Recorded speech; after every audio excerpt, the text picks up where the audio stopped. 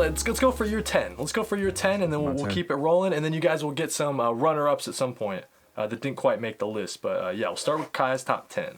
Yeah, let's do it. Number 10, you actually mentioned it a bit earlier. That was Marvel. Yeah, we're going Captain America issue 7, man. Captain America issue 7. I love this issue, and I think the reason why I did, not only our stakes continue to rise, but it's fascinating to see how everybody wants to be in control of power of Latveria. It, to me, I just think that is just so interesting. Then yeah, you had the Red Hulk stuff in the beginning that was so fire. But you also get to see a lot of mayhem being done as Captain America is seeing bodies fly right in front of him, and he's like, "This is not how I envision America to be." And it tears him apart in this issue. It really does, because like I said, it's happening right in front of him. Like, people are dying right in front. People getting shot in the head, and it's brutal stuff, man. Really brutal stuff. But I think the position of power, or at least the fight for control of Latveria, is definitely the most interesting part, I think, for me. And I loved it. I think this issue was better than issue 6, and issue 6 still was really strong. But I think this one is better. Continuing forward, especially with that reveal at the end of like, I think her name is Alina Doom or something, which is a first appearance. Yeah, her name is Alina Von Doom. Right. Crazy. I don't know if this is like his daughter. Maybe this is a niece. I don't know who she is, but it's going to be very, very interesting, man. And the art here too is also really strong. By the way, I really, really like the art in this one as well. I forgot. Yeah, it's not Valeria Shiti, but they continued it. It's great. It's like matching that similar style. So yeah, I'm here for it. Yeah, it's matching it. They're doing a great job. So yeah, I think this is my number 10, man. I really, really love this so far. Can't wait to see where it goes though. I like that bit where he talks with that lady in the town and gets like the on the ground of like from their point of view. Yeah, I thought that was great. Just Captain America, Steve Rogers writing from Chip Zdarsky. So yeah, excellent stuff there. They even sprinkle some romance stuff in there between him. Yeah, and, true. Yeah, Steve Rogers. He's a romantic, you know.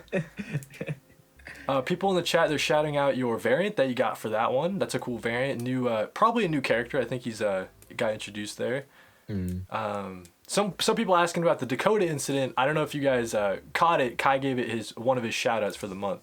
I did. So you might have to back up on the stream to hear his thoughts on that.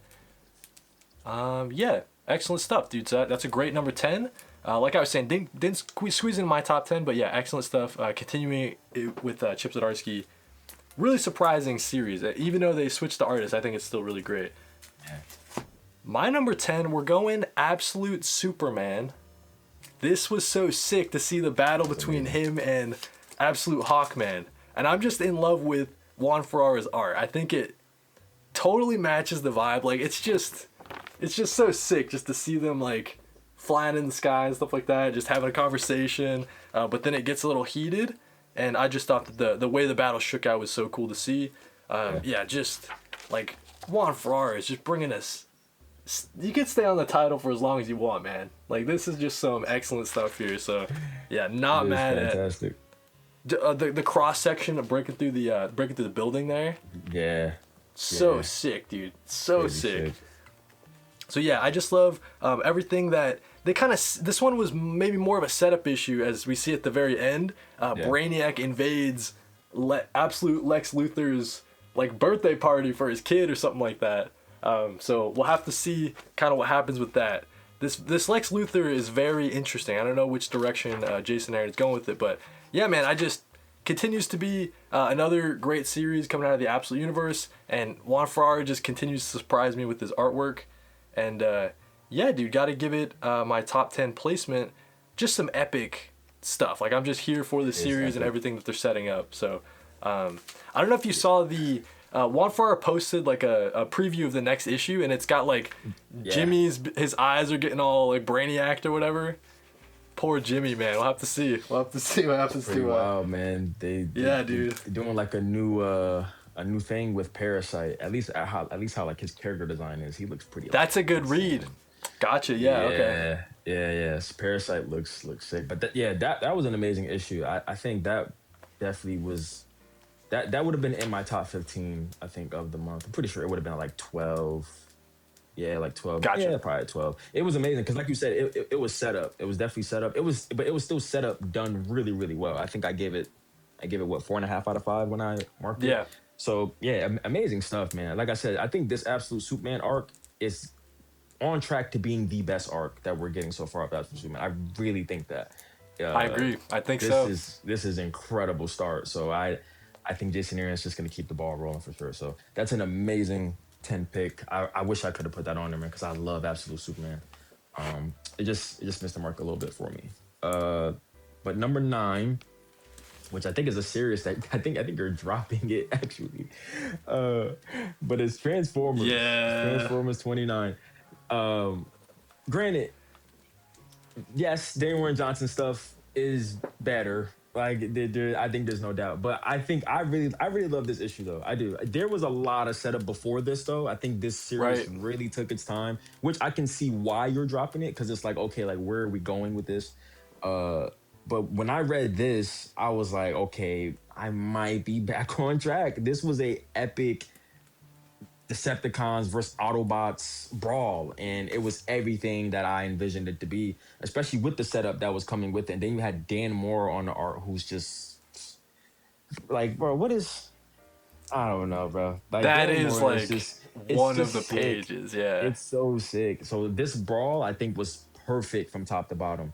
Very high octane, very explosive, very in your face, and just the art is just so detailed and expressive.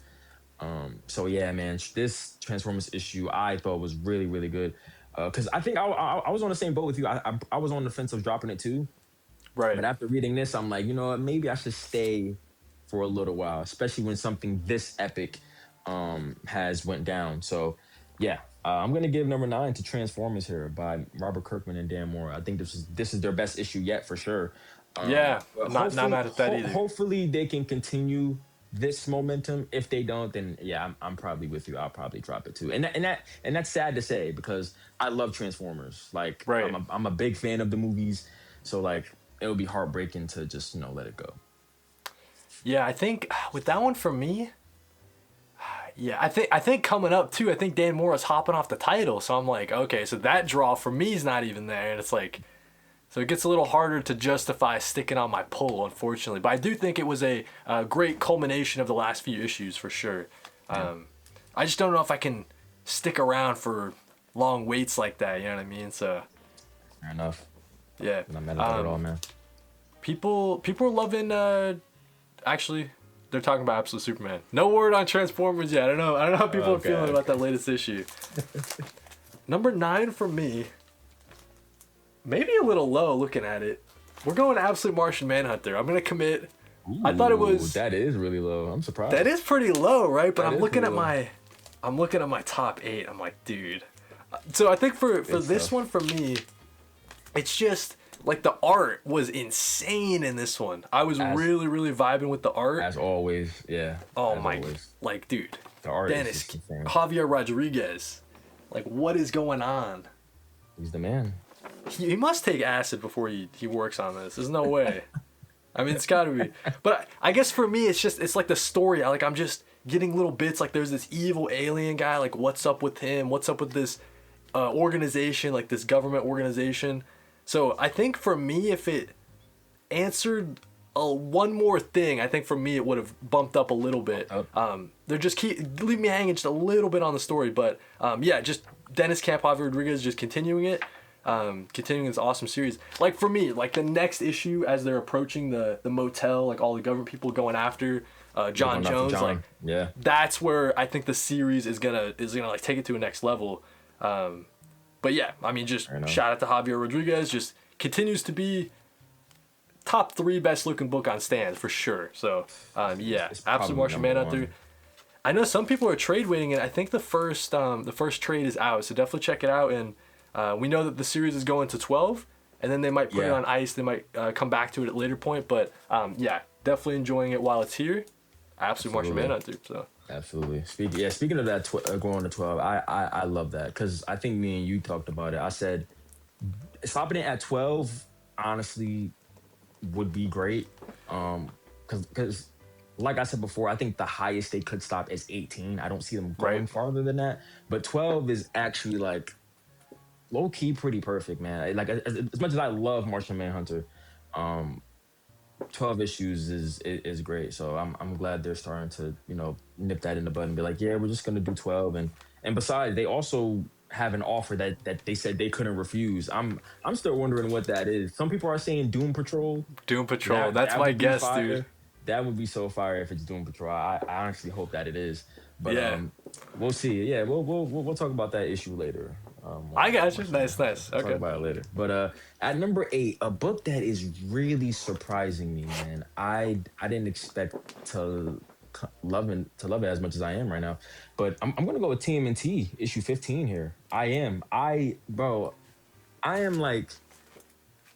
I'm just glad I decided to keep picking it up because Yes, me and you were Okay. very skeptical. Yep. Very skeptical. True. We were like, man, are we even gonna pick this up after? But I told myself I gotta at least give it a try before I, give thoughts on this book. So 13 came out. I was like, okay, this is a pretty good start. Then you get to 14, it's like, okay, Right. this is getting better. This, I think, was 5 stars. This was amazing. This had every element I think in it. I mean, it had action. It had obviously like the banter and humor between the turtles. It had that unity and togetherness that you show and display with the brothers. And then you had some emotional moments in here as well. And then we get lore on Master Splinter and where he's been, which is really really intriguing stuff too. I think he said he was in like I don't know if they call it like the Tree of Life, but he was in something and he was explaining about it like to the turtles. And also he revealed himself as Yujigami, as that figure that was killing people because he's trying to prevent the turtles from being dismantled or being taken out. And it's really intriguing stuff. I was like, man, this is amazing stuff here. I can't lie. I think this is really really incredible, so I can't wait to really see where they go with it. I also heard people complain about Master Splinter coming back. I can understand that because me personally, yes, I wanted the Turtles to continue on their own more. I really do, because I think it would be great development for them if Splinter stayed dead. Because to be fair, the way how I see it is Splinter's death is kind of like the equivalent to what DC did when they kill Alfred. I got I think you. that's Yep. I think that's literally the equivalent. Cause like both father figures that's been there for so long, you want to know how these characters are gonna grow when they're not here anymore. Yeah. So while yes, I would have loved the Turtles to be more on their own, what they're doing with Splinter coming back, I still think is really interesting to the story. I really do. So yeah, a book that's surprising me, man. TMNT issue 15.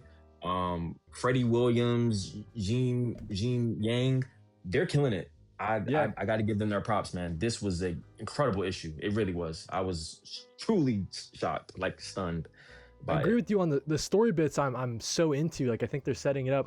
I guess for me, I didn't see when Splinter died, right? Like I don't have that emotional like impact. I don't know how long ago that was and stuff like that. But I get it from that angle. Like if you have been sticking with it, maybe it does seem like a regression on maybe the Turtles' progression, a regression on their progression, right? But it's working for me as someone who is new to TMNT comics. And yeah, man, Jin Luen Yang and the art is the most surprising thing because I really was like, we're losing Juan Ferrara. That's such a huge I know, hole, that's right? But they are stepping it up, and I think that they very surprised by how much the art is working for me. Yeah, I agree. So that's a great number 8 pick. Yeah. I might have more thoughts on that one a little bit later. Gotcha. My number 8, we're going Escape number 6. Another one, maybe a little too low, but man. So I just finished Metal Gear Solid 3, like the remake, and this is just such that vibe. Like he's going in to the enemy base to destroy the giant cannon, and just like the I wanted to get captured kind of vibe. Like, dude, it's so sick. And just a great example of Acuña's artwork. I mean, this gets down and dirty, dude. Like he's choking this guy out with the butt of the gun.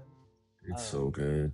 Yeah, it's just pretty visceral the way Daniel Acuña is kind of they're anthropomorphic animals, right? But just seeing the way that Daniel Acuna is just giving them so much life. I want this page, like what the original art. How much is this going for, Daniel? This is so sick. It is so sick, man. His art is incredible. I really need him on more titles, but for real. But I also can't imagine how long it takes him to create that. Yeah. Like, you know what I mean? Like, I don't know how his process is. I think that's why maybe he's not on as many books, is because of the process that it takes for him to get it done. He just like pours so much into it, and like you can tell. So yeah, that's definitely probably why he's like, yo guys, you don't understand. It takes me like 2 months to just do one issue, or 3 months to do one issue, or whatever it is. Yeah. Because we know that this ends the first arc, and we've already this one was already on a little hiatus. So yeah, a little bit. We'll have to wait and see when issue number 7's coming out. But man, if this is how the first trade paperback concludes, I mean, just that's like go out and buy it as soon as possible. Like this is a can't miss series out of Image Comics. It really is that good. Rick Remender. I agree. I know we're big fans of Rick Remender. Later on in the stream, we're going to be talking about Black Science. So yeah, Rick Remender just keeps it going. He's got great momentum. So he's that guy, man. He's that guy. That's a great number 8. We'll definitely talk about that one later. Nice. You know, but we're at 7 now. At number 7, I think a book that everybody was looking forward to, and especially me. But we're gonna go with DC KO Night Fight number 4. Obviously, like the best tie-in to KO just in general. We see Damian Wayne as Batman, but we also see that he has a son. I think he named his son Alfred. Right. Really interesting stuff there. Dan Moore on the art. I mean, it's Dan Moore. I think, you know, nobody expects nothing less from Dan Moore. Yeah, right. He's just a man. He's just a man with the art. But this was a very emotionally driven issue that is incredible. Even the paneling, some of the panel structures on this was pretty crazy, man. I think the way Dan Moore was drawing this was just incredible stuff. Really just incredible.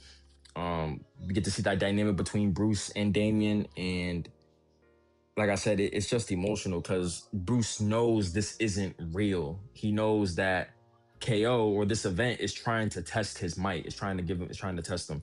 And he has to leave this reality, which is like heartbroken because Gotham is safe. Yeah. It's fleeting. He has a grandson that he's really akin to. Like, he spent the whole day with him. He walked around with him, all that stuff. But he's coming to the reality that like, man, this is not real. And I have to be the one to leave it, which really sucks.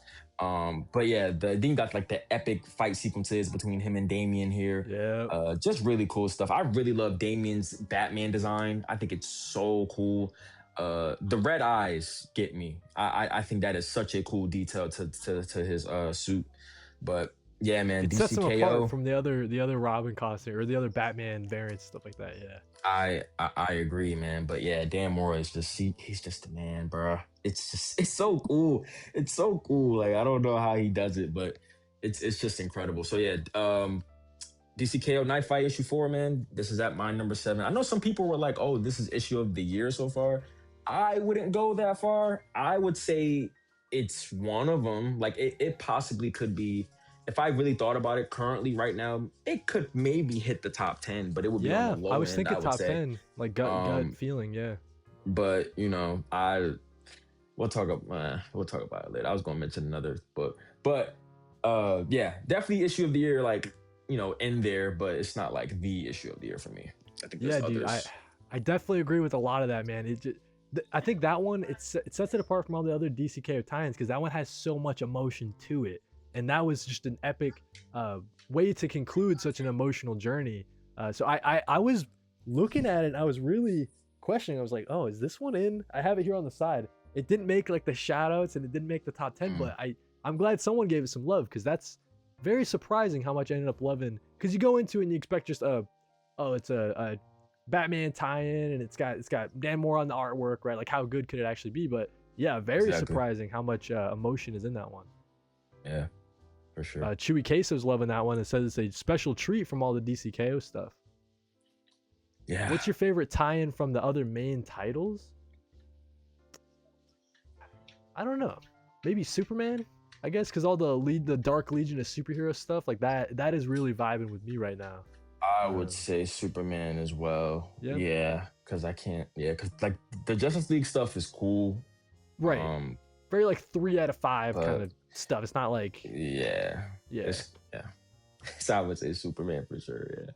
But they're all like I don't know if they're all like worth reading. I'm not like disappointing in buying all the ones that I bought so far for all the DCKO stuff. That's how I would put it. But number 7 for me, again, maybe too low, but it's just so top heavy the list. We're going Absolute Batman. Absolute Batman 17 with this new Absolute Poison Ivy. I was thinking about this. Maybe my favorite Absolute villain and kind of character design and like origin, like because they really got into it. I just think it's so, her backstory is so compelling, and it's like you almost like vibe with her point of view. Like she wanted to, her mom is really like the driver of kind of what pushed her to absolutely scientifically like go for that, right? And just the way it turns out, and she's kind of been twisted. But her like powers and stuff, that she's like turning people into zombies and stuff like that. Like all the cops who went in before Absolute Batman. I gotta say too, on the art really surprised me. You know, we love Nick Dragotta on the channel. You and me, we talk about Nick Dragotta all the time. The art here, I am not mad at this artist like at all. I really like the kind of vibes they brought to this one. Like the Absolute Batman with the chainsaw arms, just cutting through all the vines and stuff. So fire, bro. I wish that we talk about this all the time, like where they get into the stuff with his mom, and like they just scratch the surface. Like she's talking to Gordon and there's some mystery there, but we know that the ultimate mystery is the Court of Owls or whatever, right? So yeah, we'll have to wait on that. Maybe our questions are going to be answered soon, Kai. But yeah, just a great another look at a new villain in the Absolute universe. Keeping it going with this Poison Ivy design, really cool stuff. So got to give that my number 7 pick. Yeah, that's a great pick. Definitely an amazing way to start off this new arc. True, actually, for Absolute Batman. I think so. Yeah. So yeah, definitely that definitely was an amazing issue. I really loved that one as well. All right, coming in at my number 6, a series that I was so excited for it to come back, because speaking of Vertigo, we have The Nice House by the Sea by James Tynion and Alvaro Martinez Bueno. I love Nice House by the Sea. Not only do I love this title, this is the best issue of Nice House by the Sea. I think so. I really think so. It's like they're back. It's honestly unlike, and it's crazy because it's like when I read it, I'm like, bro, why didn't I think they wouldn't go this route? And I think that's what caught me so off guard. I'm like, it makes so much sense. It's all been there the whole time. It's all been there, and you're telling me I couldn't figure that out. So like, it's so interesting because in the beginning you have what's his name? Is it? The names are the toughest part with this series. Definitely. So it was Reginald meeting with Walter in the beginning. Gotcha. Yep. And they were discussing their plan. They were discussing how they're gonna construct things and all that. And the art, man, oh my gosh, don't even get me started, bro. That page right there is unbelievable. It's so insane. So Jordy Belair on the color shout out, you know. Jordy Belair always killing it. Yeah. Always, like on everything. Like it's insane, but it's so incredible, man. So yeah, we get that talk with Reginald and Walter. Then they start to pick up on what's going to happen between the house by the sea, but also the people with the house on the lake, which is really fascinating, man. That these two houses are going to be pinned against each other. So the people by the sea are going to attack the people on the lake. They have this plan going through. The people on the lake are not aware of it. And yeah, they're just chilling. They have no idea what's coming. They have no idea. But the sea is like, yeah, we're going to take this other house out. And it is just, it's like it's tension built upon itself through each page. You're just like, what's gonna happen? And then you get to these panels. You got a person here with a knife. You got somebody here at the graveyard. You got a guy with a rock in his hand. He's just about to, like, it turns into a slasher comic all of a sudden, you know? It does. It's like, and it's crazy because like, yeah, there's so much going on, but it's structured so well that you're like, this is amazing. So Yeah. then you get to this guy. Now we're seeing different stuff. Now we're The seeing body horror, humans. crazy. We're seeing humans push the boundaries on what they can do. It's like this. It's introducing us to so many new things. Like it's wild. So I love this issue. And I don't know what button he pressed at the end, but I'm expecting it to be something wild, maybe. Yeah. I can't wait. Yeah, this is the best one. I think so. And what a way to start off this new arc, especially off the break that it had. Because I think this came out. I think it was late 2024 it came out, but it ended in 2025. I'm pretty sure. So, but yeah, what a way to kick off this arc, man. It's crazy, so crazy. I just love that the Nice House stuff. It's incredible, but also, like you said, can be a lot because there's so many characters to keep track. But incredible stuff there, man. That's my one thing. I feel like for me, Nice House, like I love it so much. It's like my own personal series. Like it's one that I have a hard time like recommending it because you got to read Nice House on the Lake. You got to read, you know what I mean? Like you have so much prior reading that it makes it tough for me to recommend that one. But I mean, you said it's back. Like it's just a can't miss series if you've been keeping up with it. Like it's back. You got to be picking up James Tynion, Alvaro Martinez Bueno. I mean, that panel you showed, the coloring from Jordi Belair, it's incredible. Blue Jack in the chat is loving that one. Excellent stuff. Yeah. Shout out Blue Jack, man. Shout out Blue Jack. We got Cactus Jack saying the goats. So yeah, thanks for watching, Cactus Jack. Shout out Cactus. So number 6 for Kai goes to Nice House. Excellent pick there. For me, number 6, we're going Phantom of the Opera. Some Universal Monsters love. I was loving this issue number 1. I thought this one might be the best issue 1 in like a long time. Like better than The Mummy, better than Creature from the Black Lagoon, better than Invisible Man issue 1. I forget how maybe I forget the Invisible Man issue 1, but just the way that they're setting it up, like Tyler Boss, like the slasher vibes, like we're already there, and like it's the scenario is already set, and we're just rolling. You know what I mean? So I mean, Martin Simmons on the art, every page always a treat. Is just insane. Like every page you could rip it out and just put it up on your wall, and people think you got nice art hanging up. You know what I mean? Like it's crazy stuff. It is. Yeah, Phantom of the Opera, quite possibly like could be one of the better Universal Monster series at the end of the day. Like top 2. You know what I mean? Like it could be up there. It's kind of crazy.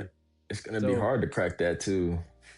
Because that would be gotta be better than They gotta be like up there with Frankenstein and Dracula, or like up there with Invisible Man. Like by the end of it. Yeah, because actually that's my top 3. Gotcha. Yeah. Dracula, Invisible Man, and Frankenstein. Frankenstein being number 1, of course. Frankenstein number 1. Gotta be. Yeah, for sure. Listen, end of the day, keep an eye on the Phantom of the Opera series. Is all I'm saying. Like Tyler Boss, he's got those slasher chops. So I'm hoping that Tyler Boss gets some more slasher stuff, man. Because a genre that like we see it done, but do we see it done like at that level? You know what I mean? So yeah, got to give it some love.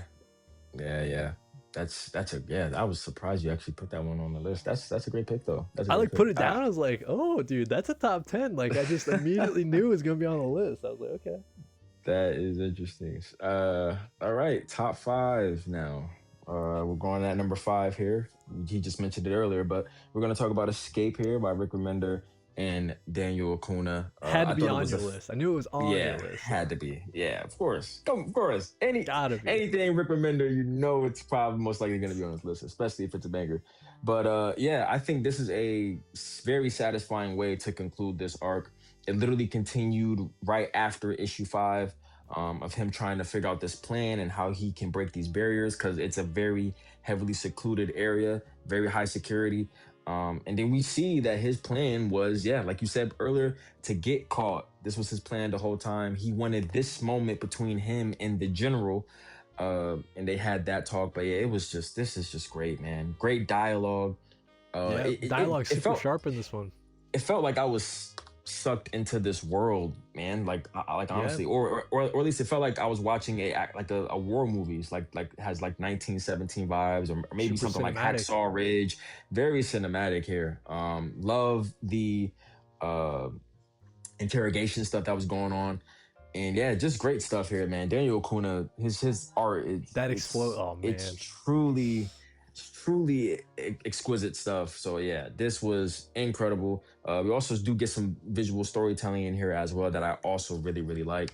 But yeah, this panel here, man, I love when he's holding the gun like that. It's just a lot of, it's just aura, man. It's just aura. But yeah, incredible way to finish this out. As at the end, he finds explosives at the end. A lot of them. We'll see what happens with that. We'll see what happens. I'm expecting obviously something big for sure. But yeah, very satisfying way to conclude this arc, man. I think Rick Remender and Daniel Acuna is killing it. Has to be a top 3 image book on stands. Oh man, I don't know if I can gotta do because you're right. I don't know if I can say there's 3 titles better than Escape right now for Image. And Image has a lot of heat. Image has a lot of amazing books. But if you ask me, it's this book and another book that I'll get to later. But yeah, this is that's my number 5. My number 5 for Escape. Nice. Loving that. Yeah, obviously agree with the ton that you said. I love that you placed it so high. We knew it was on your list for sure, all that Rick Remender love. Michael Bellonis said that Escape was so much more than I thought it'd be going into it. I would definitely agree with that. Like, you think it's like a war comic, but by the end of issue 1, you're like, no, this is different. Like, this is totally unlike what you thought it was going into it. It also says that issue 4 was one of the best single issues I've experienced. I forgot which one number 4 was. I think is that where he goes into that house with the guy, like the guy more quieter issue, and maybe that might be. I think so. Because 2 is the flashback. That's where we get the romance between him and his wife and how 3 he goes on the run. I think is like that full 3. Like, he's just going. Yes, 3 he's on the run. I think that's the visual storytelling one. I think actually maybe I think it might be that one. And then 4 is where he's in that house, but he's talking to the guy who patched him up, and the guy talks about he gets personal with his stuff. We love that issue. Kind of makes him rethink. Yeah. So number 4 was also a really good one. Yeah, absolutely. I think every issue I've gave 5 stars, bro. I don't think there's. Yeah, dude. Oh man, I gotta make that video. You're right. Like the best Image comics right now. Like that's easily on the list. It has to be top 3, bro. There's just no way it's not. And one of the other ones that I think Kai was alluding to, coming in at my number 5, Power Fantasy issue 16. Yes. Man, what a way. That was it. Going into it, I was like, man, is this series ending? Because there's nothing solicited, right? So I'm like freaking out when I'm reading this thing. And I can't wait to hear your thoughts on this, because I have a feeling that you'll be talking about it in a little bit, but insanity from Casper Wingard. All I gotta say is that it's wild, but that is the best art from the series that we've seen from Casper Wingard. Yeah. And like for people who read it, you might think that's crazy because he's been consistently amazing. Right. But that, I'm not sure, man. I almost don't even want to show you guys. Yeah. It's it's so good. It's so good. Like each time you turn a page, it's something mind-boggling that you're looking at. You're like, what is going on? Like, how did you construct this? How did you make this? That's how I felt when I was scrolling through those pages. Everything. Yeah. It's just wild. And then what Valentina does, and I'm purposely being vague. You guys really have to check out Power Fantasy. KhiBucks and I have been speaking on it for almost a year now at this point. Like, you guys really got to check it out. I agree. But really what Valentina does, okay, I'll show you guys a little. I'll give you teases, okay? So, Kai, this is insane. Yes, insane. Yes. Little tease. I'll tease the YouTube just a little bit. You guys catch a little glimpse, and then that 2-page of Valentina, what she decides to do, and just what it means for the rest of the series. Like this right here. Absolutely. And then we go need that back. Framed. Let's take over the world. Last quote there. Last page. Yep. Yeah. It's incredible, man. If you haven't been reading, none of that made sense. But if you have been reading, you know. Power Fantasy number 16. Excellent. That is excellent. That stuff. is a excellent number 5, man. Yeah. But like you said, number 4. There we go. Fantasy. There we go. At number 4, it's this issue is ridiculous, man. Another one that I think displayed visual storytelling, because this one definitely had less dialogue than the usual True. for Power Fantasy Actually, for very, sure. very true. This was very action packed. We're in Manchester of 2000, and I'm pretty sure we see Valentina take out Eliza, and they stuff her in that pyramid, which is really interesting stuff there. But yeah, I mean, this junk is just insane. I don't know how, what is this? Please, somebody what is that? I'm pretty sure I had a nightmare about that one time. How is this constructed? It's ridiculous. The art is mind blowing. But art aside, this was a really devastating issue for Valentina because she is bearing a lot of weight on her shoulders of what's going on in this world. And I that's the part that also really got me, because I'm reading it and I'm, of course, like, you're in awe of the art, but then you really think about it, you're like, man, Valentina is really carrying the weight of the world on her shoulders, and I feel bad. Like, I think this right here encapsulates that. Like, she's there and she's on her knees and she's like, no, like, I can save them. You can't. What the damage has already been done. Then her ideology is getting challenged again because she's thinking of the things that people used to say to her. So, like, you have Jack Magus here, who was saying what he said. I forgot this dude already. Then you have Etienne. Heavy. And Etienne, it is heavy, yes. And then you have Etienne, who's always said to her that, like, your morals will be the death of us all.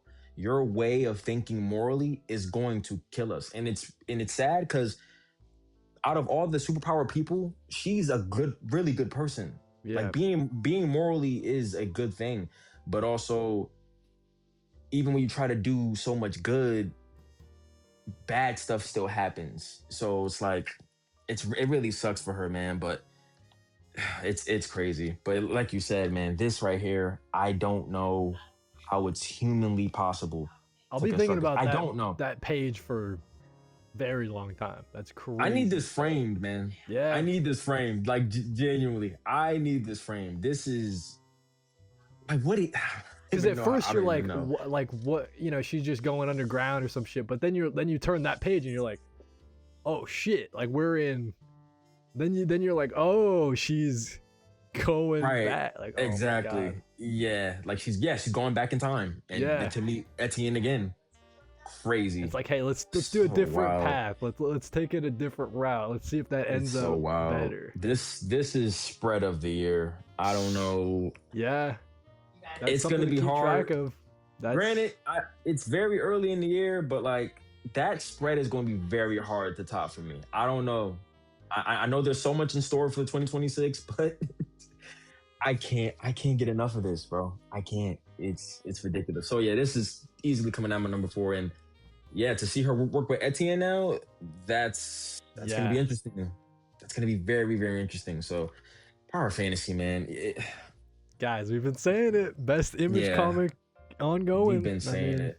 I know we sound like broken records at this point, but it's like, you gotta appreciate greatness while it's in front of you. You just got to. Yeah, when you're in the presence of that, like, every single month, man, it's just excellent stuff. Kieran Gillen, because you're right, Kieran Gillen, it seemed like he almost took a back seat on this one. He's like, yo, Casper Wingard, like, just cook it up, dude. Just go nuts. Yeah. So fire, excellent man. Pick there. Yeah, if you guys haven't been reading it, I mean, guys, you're missing out for sure. So fire, man. Number 4 for me, I know Kai gave a bunch of the Vertigo titles his shout outs. For me, though, the Vertigo titles were really vibing with me. So at number 4, I got Bleeding Hearts number 1, Dennis Camp Stepan Morian. Just the fact that they, like, set up the scenario in, like, the first 2 pages. Like, we're in a zombie infested world, humans are on the run, this guy named Poke has a beating heart even though he's a zombie. Boom, you know what I mean?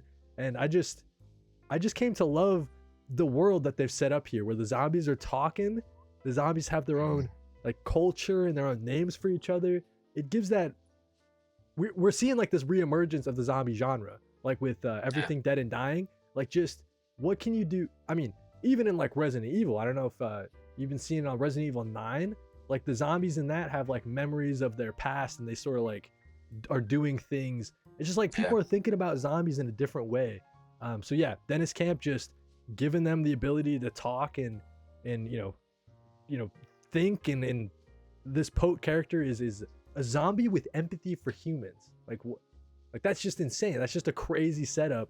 So when we get to the very end and we see that there's this human woman and this kid, what's this zombie gonna do? He's got his heartbeat, and that's just it right there. So I thought issue number 1 really worked for me. I was thinking at the end of the year, issue number 1 for Bleeding Hearts like could be in the top 10, maybe top 5 for me. Like I just really came to love what Dennis Camp's doing here. Of course, we got some political commentary. I mean, probably the best example is the Montezuma oil and like the blood spilling down the pyramid is like a sacrifice type of thing, right? So you could cut that 1,000 different ways. That's why we love Dennis Camp. But I thought this one, the cartoony, like the overly cartoonish art style and the character designs and stuff like that, like I just came to really love the world of Bleeding Hearts. And issue number 1's out, so if that sounds interesting to you at all, if any of that art really spoke to you, definitely check it out. I think it's off to a really good start. So yeah, great start. Shout out Dennis Camp. Shout out. He's coming hot in 2026 too. He's just keeping it going. Like, yeah, he's keeping the train rolling. He really is.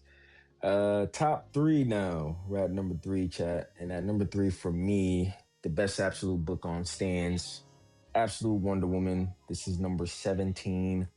Has to be on here. Kelly, I can't get enough of this series, man. It's just incredible. Absolute Wonder Woman is everything. Her fight with Zatanna is great. Her using her magic, I thought, was also really well done. It was so good how she used her magic in this. But we also see that Zatanna was also possessed by. It looks like Starro. I think it's does Starro. Look Starro-like for sure. It looks Starro-like. So maybe it's possibly. I think Starro could be in play for sure. That would be interesting to see in the Absolute universe.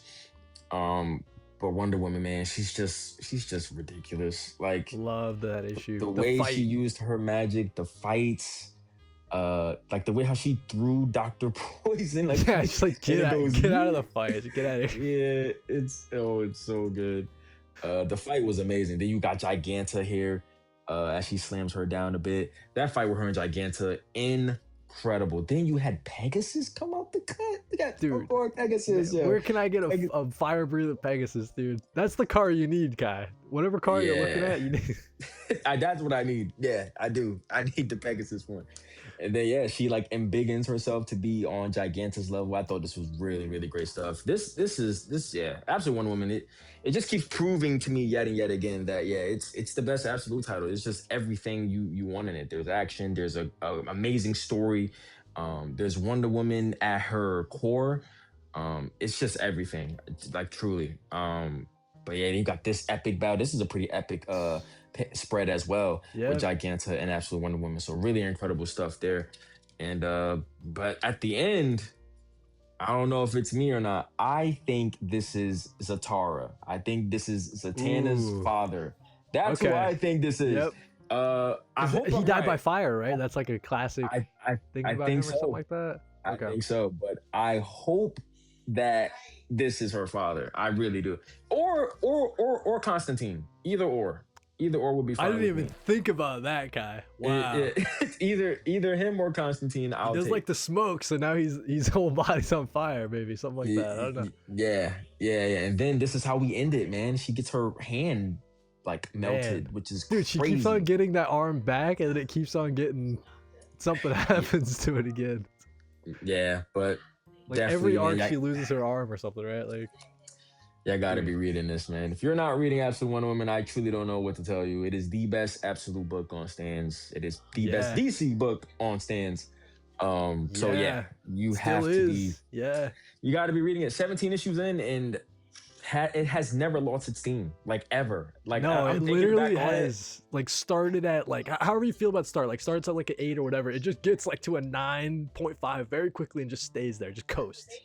It starts at like a 9 for me. Yeah, Yeah, I first arc know, was like right? a Like it 9, just maybe even 10 out of 10. That first arc was really incredible, man. It yeah. has some like the moment where she embiggens her sword and she cuts the monster in half. That happened in the first arc. I That was forget about that that. Like that was was crazy when that that dropped. was That was insane. crazy. I'm pretty sure that was like issue 3 when that happened. I think. Gotcha. Yeah, yeah. If it wasn't 3, it was 4. But that first arc had amazing stuff. Honestly, I can't wait to like go back and reread the first arc because the hardcovers I'm planning on getting for all of them. Gotcha. So, Yeah, that's a cool yeah, way to collect them. I agree. Um, yeah, Michael says Kelly Thompson, Hayden Sherman, Jordy Belair, Becky Carey, like that powerhouse of a team on Absolute Wonder Woman just keeps delivering month after month. Jordy Belair again. Jordy Just on the Belair, colors, like no surprise. yeah. Jordy Belair, just there, like Might not be the that's my only number 3. Absolute Wonder Woman release of the month on the top 10. I guess I'll put it that way. It's Getting into my number vice 3, versa. right, right. Getting into my number 3, I think I gave this a shout out. Is Ted okay? I love this. Yeah, I was yeah, like, dude, it is. Dave Chisholm, like, dude, you nailed this. This is so You good. definitely nailed it. The Definitely surprise nailed hit of the month. Like, you guys got to run out and get this. I'm just loving the scenario right now. The Big Brother type of society. This guy he's losing it. I mean, he's just listening to the same song over and over again. He's drawing the same thing at work, but just like this not post-apocalyptic. It's kind of like a Blade Runner, like future post-capitalist society, I guess you could say. One of the ads that he was working on, I just got to point this out. Unborn soldiers bonus, mothers to be. Commit your fetus to military service beginning at the age of 14 and receive a one-time bonus of $2 million. So if your unborn fetus, if you sign him up for the military, you get a nice chunk of change there. But just like this world is super interesting, but the scenario of this girl who's set to watch this dude who's tripping, like who's losing it, she decides to intervene. She's like, hey, is it actually my job to try to stop this guy from either hurting himself or hurting someone else? And things go off the rails, like some kind of cloning weird, like a lot of questions in this first issue that I cannot wait to see Dave Chisholm answer in the next couple.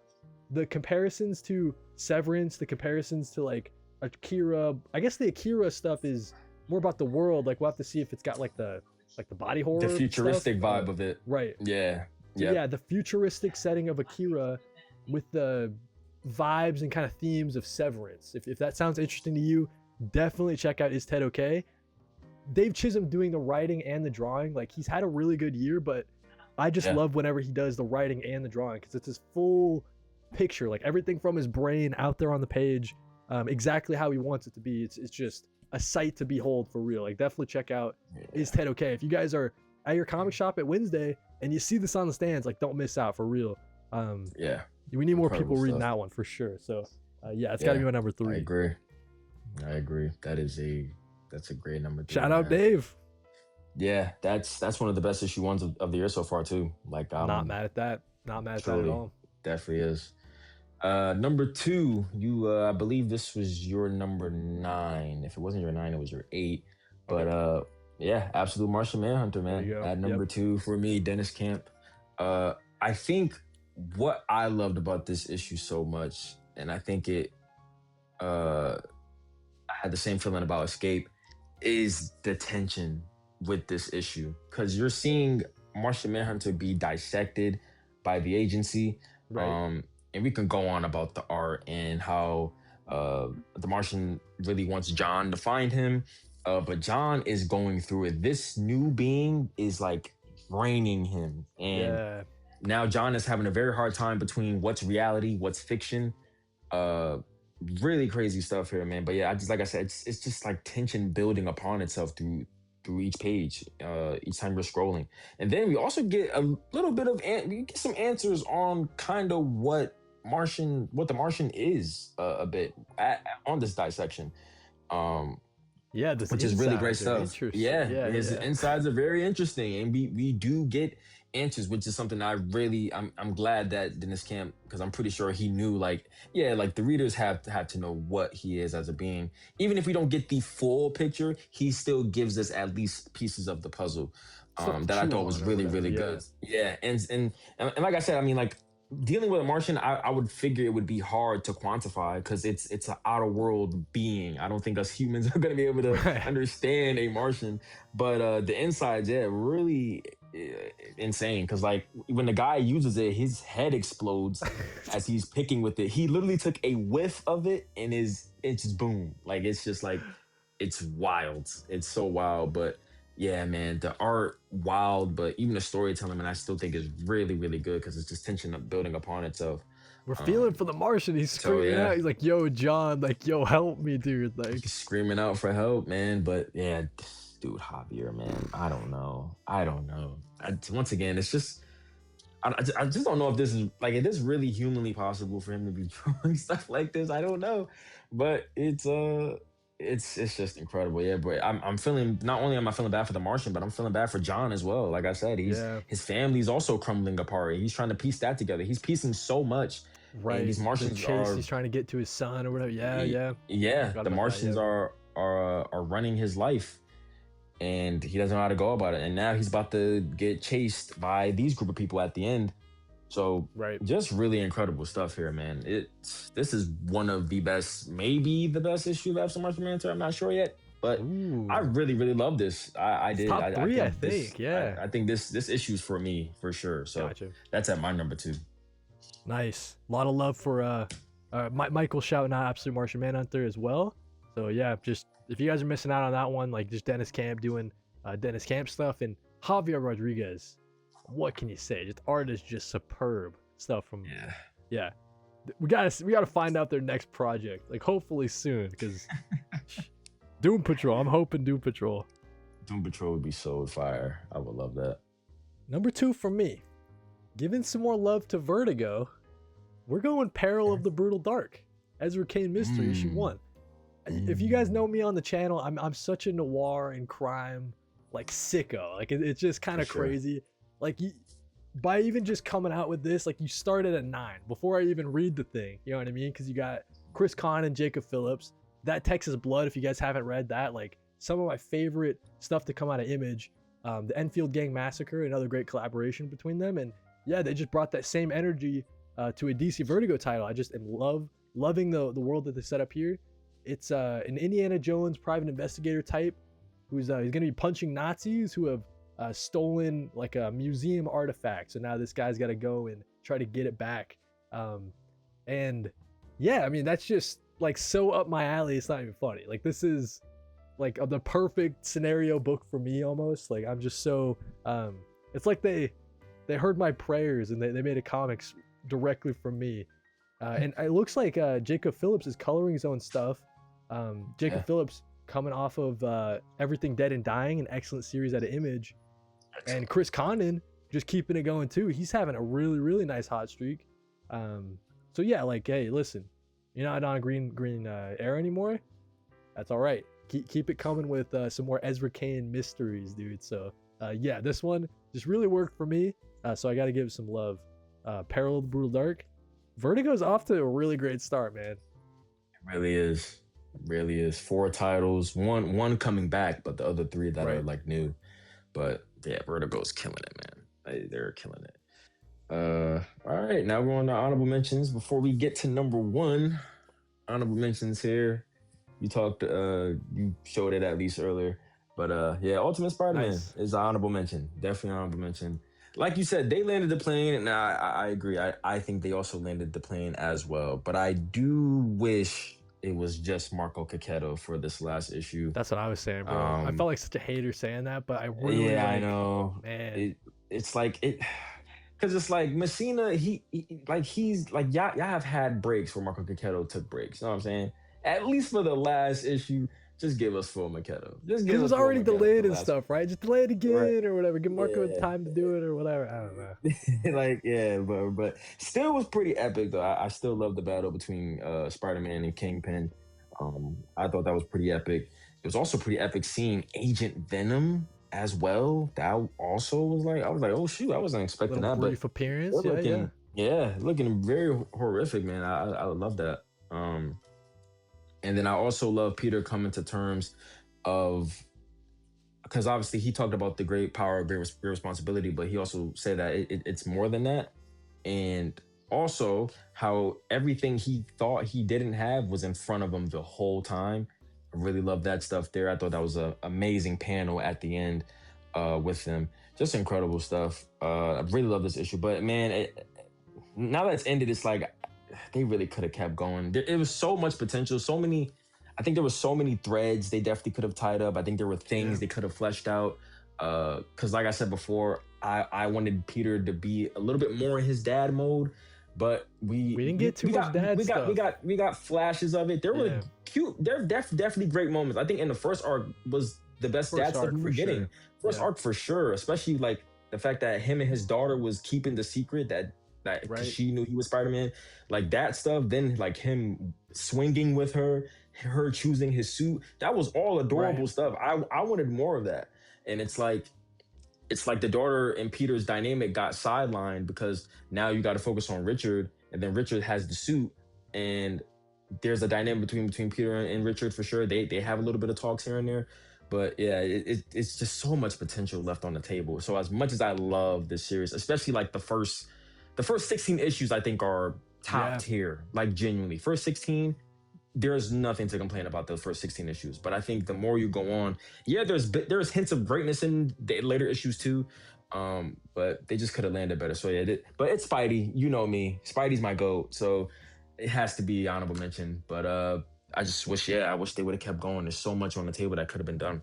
Yep. And then next honorable mention, we're gonna go Absolute Batman here, issue 17. Ooh, okay. Really wish I could have put it on here. Like I said, I do think this is an amazing start. And I can't really see where they go with this. Yeah, the art really surprised me. Poison Ivy's backstory was really well done. We had Batman here with like the buzzing chainsaws in his hand. Sick, dude. And if you don't know, they did a exclusive cover that was a direct montage, or at least a direct reference to Chainsaw Man, which is an anime that I also really love. Nice. But yeah, really dope stuff there. Yeah, I really love this issue, man. The art really surprised me, and honestly, it really fits the book. Honestly, I was looking at, I'm just like, yeah, this really does fit the Poison Ivy like aesthetic, I guess you would say. But yeah, really incredible stuff. Some great body horror, some grotesque things that are really happening in this as well. But yeah, really well balanced there, man. And I can't really see what they do with Martha and the Court of Owls, because apparently the Court of Owls know who Martha is, and Martha knows who Court of Owls is. So I wonder, like, was she a Court of Owl in her past life, or whatever the case may be? But yeah, really crazy stuff for me. Got Poison Ivy looking like it's crazy. It's so crazy. When the other one gets lit on fire, you're like, oh, is she dead? But then you're like, okay, that's like a clone or whatever. Like, yeah. Right, but yeah, amazing stuff here by Absolute Batman. I know some people will probably have this in their top 10 of the month, and I'm not mad at that at all. I think it's like my number 11. It was right outside my top 10. And then the last honorable mention, we're gonna go with Kieran Gillen again. We're going with Die. I think issue number 4. Only the real ones are reading Die. I just want to say that, guys. It's good. It's good stuff. Die is really good, man. Art is insane. I love Stephanie Hahn's art, by the way. Her art is always incredible. Very, very like cosmic-esque. I feel like definitely like translucent, I guess you would say. But really great stuff here, man. I love Die Loaded.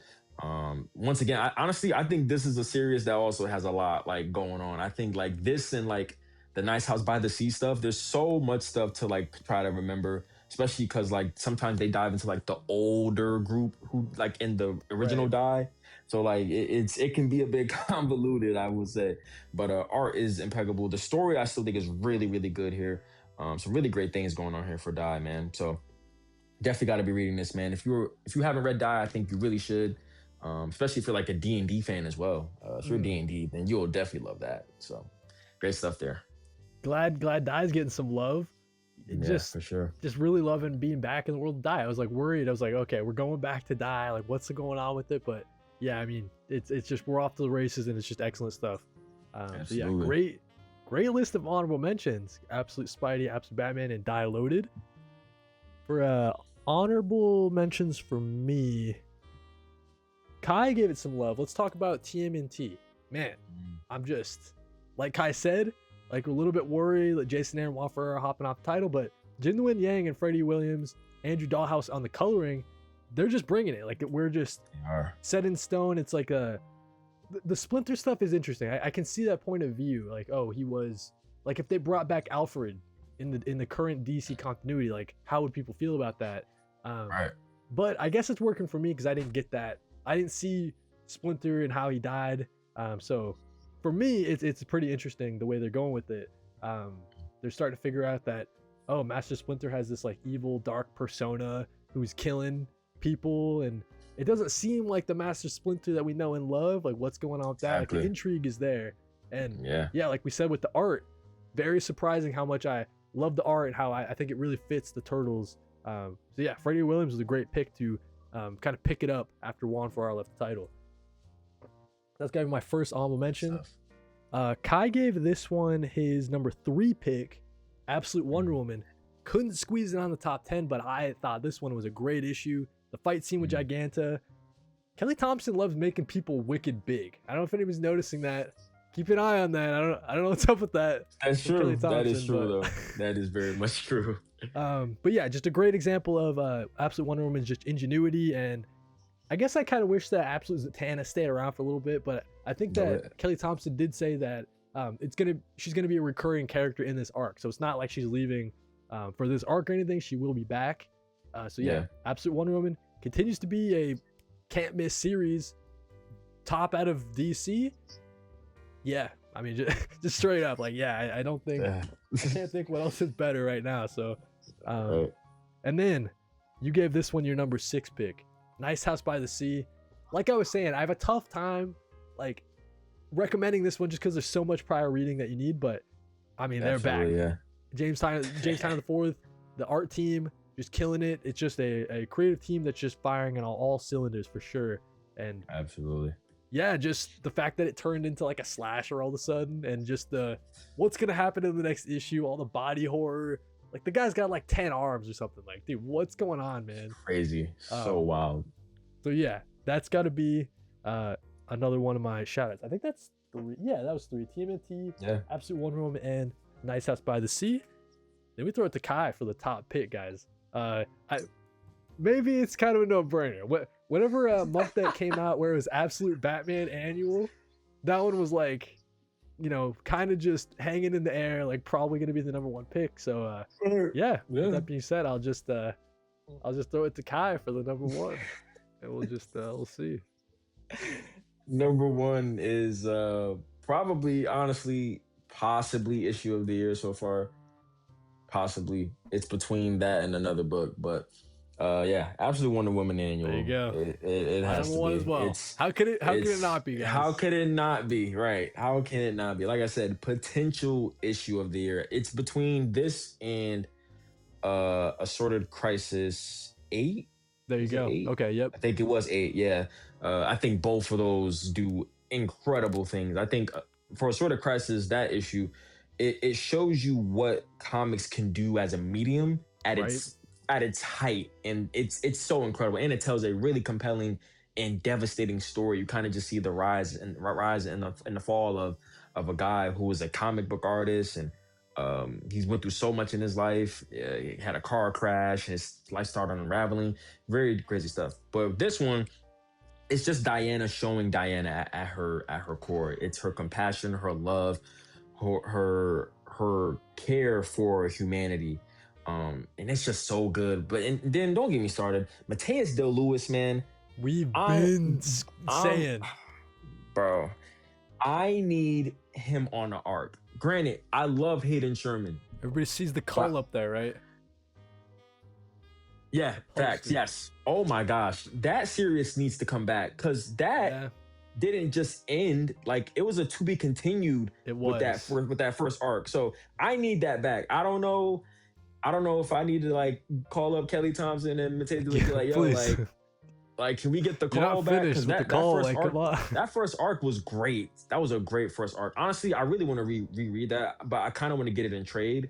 Gotcha. Because Yep. nobody wants to go through their box and look for the 5 issues that were Of the call. that Yeah. were there. You know what I'm saying? But yeah, I need Mateus Del Lewis for an arc of Absolute Wonder Woman. I really do. Like the way he draws Wonder Woman is incredible. I think It's something him. else. I think him and Nick Dragata draws her the best. I think Yeah. those are my two. Um, Not mad at that at all. Yeah, I think yeah. Mateo's my that, number one just because. Dude, oh my. like, dude, what is, bro? What? This is also a spread of like one of the best spreads of the year for sure. Yes. Honestly, this Yes. is that's just like heavenly. That's just godly. Then you also get the moment where Diana and that angel, they play chess. Right. Which is a really nice moment. I thought that was great. But yeah, the stuff with her and Medusa, I was like, crying, bro. I had me in tears. honestly, that's a tearjerker, dog. It's so beautiful. Like, Diana is just such an amazing character. I think she's the most.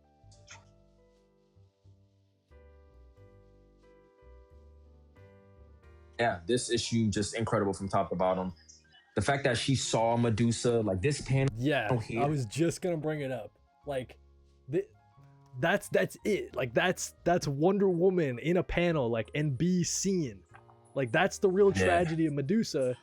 It's like, you know, it sucks that everybody she looks at turns to stone, but it's that they can't look back at her. She can't be seen as a living being, like by her sisters or whatever. Like that's it right there. Just someone cursed in such a way, and she just couldn't let that go. Like, she just kept on begging, like, yo, can we try to fix this problem? Can we try to fix this problem? Like that the montage at the beginning. And yeah, just single issue of the year. I think you said it right. Like, it's in the running for sure. Probably, and man.